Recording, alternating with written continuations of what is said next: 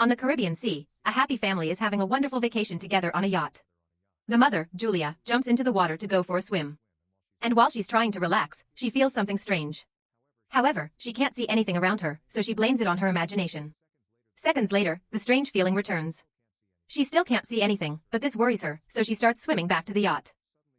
Suddenly, something starts pulling at her leg, and she desperately starts screaming for help. Her daughter Cassie can't hear her because she has her headphones on while her husband Tom and her son Ben are busy with their fishing. Julia continues to struggle to stay afloat and yelling is getting harder because of the water getting into her mouth. Soon, Tom realizes he hasn't seen Julia in a while and searches the yacht until he finally sees his wife in danger. After getting the kids, Tom takes the yacht closer to Julia and jumps into the water. He quickly reaches his wife, holding her close to keep her afloat. He swims back to the yacht and the kids help them come aboard. The family comforts Julia, who doesn't know what happened and blames it on a current. That night, the family celebrates Ben's birthday with gifts and a cake. Cassie gets a call from her boyfriend, so she goes outside with a laptop to talk in private. He shows her that huge thunderous clouds have appeared above the city before the video call glitches and freezes. Cassie rushes back to her family to tell them what happened, and Tom blames it on being too far from land to get a good signal. At that moment, they hear a noise and go outside to discover a pod of whales passing by. Tom explains that whales follow the Earth's magnetic field, but when storms cause abnormalities, the confused whales follow the storms to the coast instead. Suddenly, the yacht shakes, making Ben fall. Tom is worried that something may have damaged the yacht, so he goes diving to take a closer look. After a few seconds of searching, Tom resurfaces with a cut on his shoulder. Julia stitches the wound while Tom explains that he felt something behind him, and when he turned around, he got cut by the propeller. Whatever was swimming near him was really big, but he couldn't see it. What Tom did find was severe damage to the yacht, so they need to call for help. Julia repeatedly tries the yacht radio while Cassie keeps looking for a signal on her phone to no avail. Suddenly, she's startled by a strange creature, but it's just Ben playing a prank with a mask. Eventually, the yacht stops working and is stranded in the middle of the sea. Julia finds a voice on the radio, but it's all indistinct noise. Tom says they have enough water and food for 4 days, so they'll have to wait for a fishing boat to pass by. Suddenly, the radar detects something nearby, and the family hears a strange noise. They rush outside and are shocked to watch several meteorites landing on Earth, making huge impacts as they crash.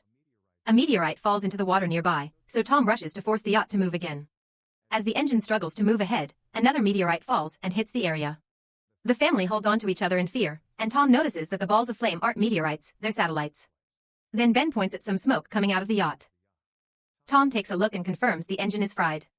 The wind is starting to pick up, so the family hides inside, not noticing that the compass is going crazy. The yacht starts shaking and Ben falls again, getting hurt in the process.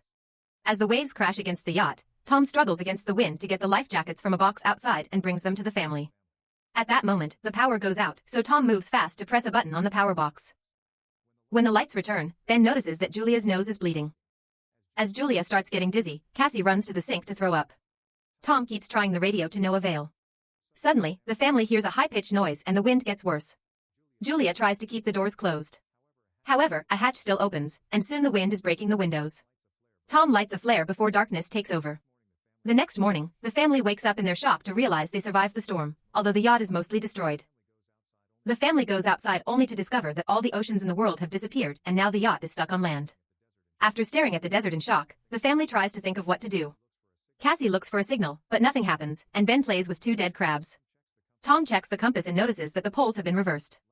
Last time this happened was more than 700,000 years ago.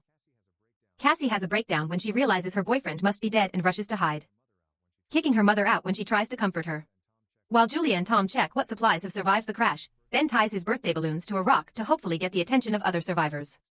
Next, Tom tries the radio again and gets in contact with a man named Now, the captain of a submarine. His vessel has also gotten stuck on land and he confirms that the magnetic poles have reversed, causing the ocean to retreat and submerge the mainlands. Now hasn't found other survivors and says that most communication systems are down. Since there are occasional systemic movements, he's concluded that the poles will reverse again and the seas could return in a week. Now advises the family to climb as high as possible because things will get violent when it happens. His partner died during the crash and the submarine has room for 3 people. Julia and Tom convince him to save their kids, so he gives them his coordinates. Tom calculates that it'll take them 2 or 3 days to find the submarine. So, he tells the family to have a good night of sleep because they'll leave early tomorrow. The next morning, the family is packing their supplies when Tom sees something moving nearby. It's a limping man with a makeshift harpoon and a dog that keeps on barking. Tom approaches him and gives him a bottle of water, but he can't understand the man's language. After drinking, the stranger hits Tom with the bottle and kicks him in the face. A terrified Julia comes running, but it's too late. The guy is already stabbing Tom in the stomach with a harpoon. Tom's body twitches for a few seconds before the guy cuts his throat, too. Next, the man starts chasing after Julia and even throws the harpoon, which only cuts her shoulder. This doesn't stop Julia from rushing to the yacht and getting to her children, telling them to hide while she locks the doors. The siblings get inside the sofa and Julia gives them the flare gun before grabbing a knife and hiding in the bathroom. The man pounds on the door until he manages to open it and bursts inside. He grabs some food and starts searching the yacht, eventually going to the bathroom. Julia manages to avoid him by climbing out through a hole in the wall. The guy looks out and doesn't see her. But when Julia tries to sneak away, the dog starts barking at her. Suddenly, it tackles her to the ground, leaving Julia no choice but to kill it with a knife. The stranger hears the dog whining and comes out to find its body, causing him to have a breakdown. Meanwhile, Julia sneaks around the yacht and climbs to the top so she can get back inside through the broken window. Unfortunately, the man finds her first and knocks her down with a punch. Julia holds on to the furniture as he tries to drag her away. And in the struggle, she manages to kick him off. Then the guy steps on her wrist to make her drop the knife.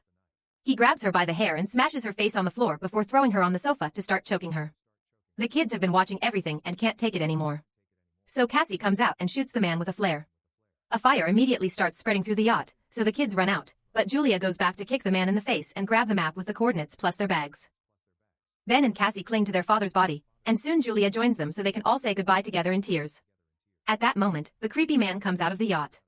So, the family starts running away while the yacht blows up in a big explosion. Sometime later, the family stops at a small waterfall to rest. Cassie wonders if the crazy man came to them because of the balloons, which makes Ben feel guilty. Julia assures her son that it wasn't his fault and urges the family to keep moving since the strange guy is still following them. At a small pond, Ben is fascinated by the body of a hammerhead shark. At that moment, Julia sees the man about to reach them. So, the family starts running again. They go down a dune and discover a bunch of toxic waste, so they have to run around it carefully. Moments later, it appears they've lost their pursuer. As they continue to travel, they keep seeing other things stuck on the ground, like big dead sea animals and all the plastic from the bottom of the ocean. When Ben starts to slow down, Julia notices he's on the verge of dehydration and stops so everyone can rest. To her horror, the water bottle is almost empty and Cassie realizes she mustn't have closed it well. Julia yells at her for being careless, but Cassie says it doesn't matter because there's no way they'll survive this anyway. After a long argument full of screaming, the family keeps moving.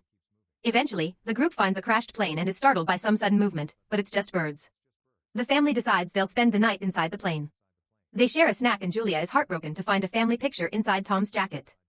Cassie asks for the story of how her parents met, so Julia shares how Tom went to the hospital she worked at and became her patient. He declared his love for her with flowers and a beautiful poem. In the middle of the night, Cassie leaves the plane to relieve herself.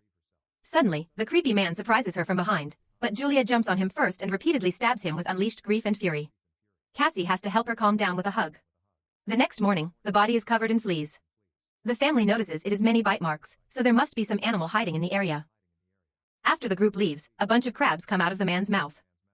A few hours later, Julia and Cassie stop to look at the map, but Ben just keeps walking. Even when Julia tells him to stop, he desperately buries his face in a pond to drink and Julia quickly pulls him back, explaining that unknown water could make him sick. The family keeps on traveling and has to cover their heads to protect them from the scorching sun. Ben is starting to feel dizzy, so when they discover a bunch of old chairs, Julia and Cassie use them to improvise a shelter. Julia gives Ben a medicine injection and they agree to spend the night there. Early in the morning, Julia wakes up because she hears a weird sound. She leaves the shelter to investigate and is shocked to discover a swarm of crabs coming closer. Julia rushes to wake up her kids and the family starts running as fast as possible. They come across a huge cargo ship and run toward it. Noticing that 3 crew members are still alive. The woman wants to help them, but the 2 men refuse and the group hides inside a container which they lock to keep the family out. The crabs are almost there, so Julia makes the kids climb to the top of the container. When she starts climbing, too, the crabs begin to violently pinch her leg. The siblings have to help her mother up before she's dragged down. There's a hole on the side of the container, so half of the crabs go inside. The crew members open fire, but there are too many critters. Soon, the crabs overpower and kill 2 of the workers. The last man reaches a hole in the ceiling, only for the crabs to bring him down and kill him, too. Afterward, Julia bandages her leg injury and passes out. Sometime later, she wakes up in a sandstorm and finds herself alone. She panics as she comes down to look for her kids, although first she grabs the dead woman's weapon. Hearing her mother screaming, Cassie quickly comes back and explains that they went out to look for help, but they didn't find anyone. Then they reunite with Ben, who's found an open container they can rest in until the storm is over. Julia uses Tom's lighter to cauterize the wounds, which is incredibly painful.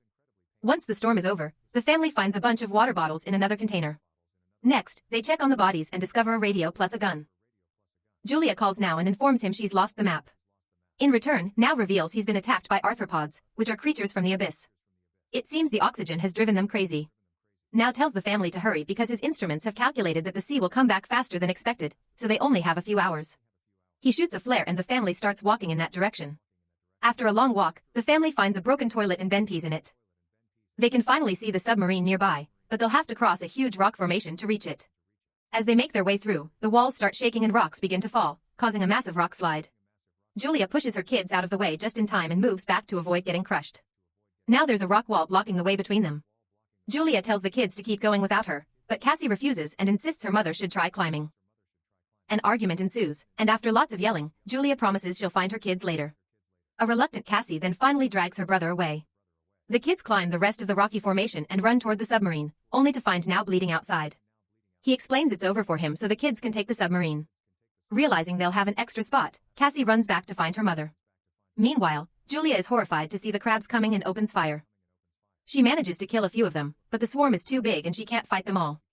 At that moment, Cassie appears on top of the wall and offers her hand. So, Julia starts climbing as fast as possible with her wounded leg. With Cassie's help, she reaches the other side and they run together to the submarine.